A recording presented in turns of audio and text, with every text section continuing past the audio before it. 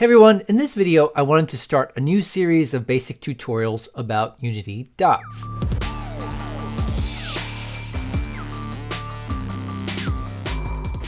Here I have a simple project that shows a performance comparison between Unity Classic, where we have Monobehaviours and game objects, and the newer ECS workflow, where you use entities, components, and systems. Grab this from my GitHub if you want to poke around it yourself. There's a link in the description. As you can see, it's just a bunch of scrolling cubes. In the classic workflow, you use GameObject prefabs. There's a simple movement monobehavior that pushes each cube forward in Z. When the cube goes too far, then it wraps around screen, like so. And that just keeps it active in camera, so we always have a certain number of objects for this stress test. With Classic, we can get about 15,000 cubes on this machine and keep it around 30 frames per second. The GameManager is configured with a mode switch, and we can change it from Classic to ECS Pure, where we generate entities completely from code. Now with ECS using the same scene, you can get almost 40,000 cubes for about the same 30 FPS performance. So almost 3 times the number of objects on screen, and that's pretty great just by switching to ECS. Now you are implementing a completely different architecture to move the cubes. Instead of monobehaviors, you're using very simple structs for the data, like this cube's move speed, and then you use a system to move the cubes. Now the cubes themselves aren't represented by game objects, but rather entities, so the hierarchy is amazingly empty. But on screen, we get 3 times more stuff.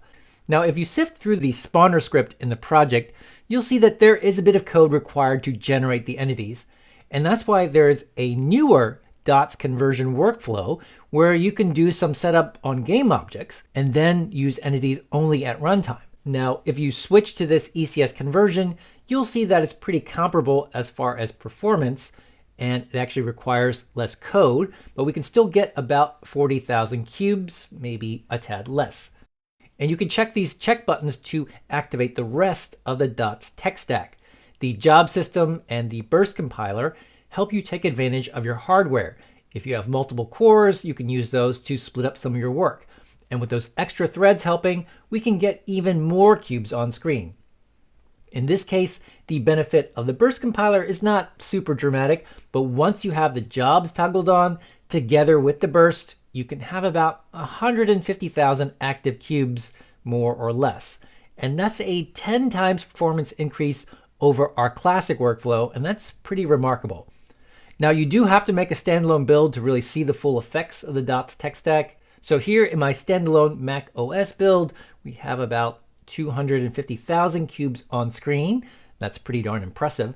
So the idea is that if you can re-architect how you structure your project, Unity Dots can give you a lot more performance using the same hardware, tapping into the GPU as well as your extra CPU cores.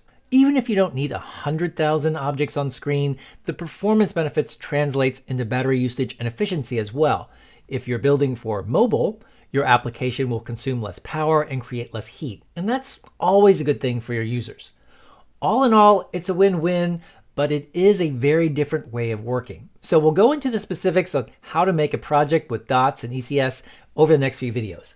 Until then, download the project and see for yourself. And don't worry, we'll build everything from scratch so you'll understand how each of these pieces work.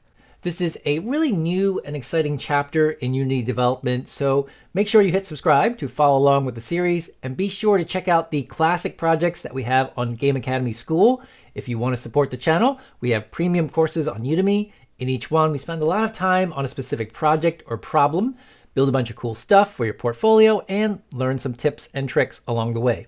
Okay, well, this is Wilmer. Until next time, I'll see you in the Game Academy.